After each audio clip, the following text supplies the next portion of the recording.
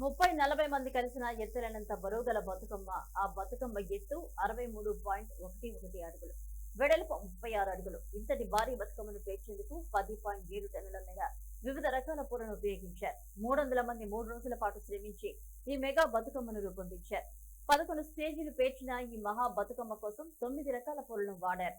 LB నగర్లోని సరూర్ నగర్లోని indoor స్టేడియంలో సోమవారం మన బతుకమ్మ ఉత్సవాల్లో భాగంగా ఈ బతుకమ్మ స్థానికులను ఔరా అనిపించింది. కార్యక్రమంలో 10,000 మంది మహిళలు పాల్గొన్నారు.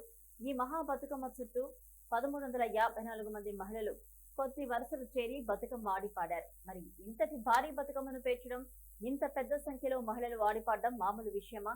గిన్నిస్ అధికారులే అచ్చరువొద్దే.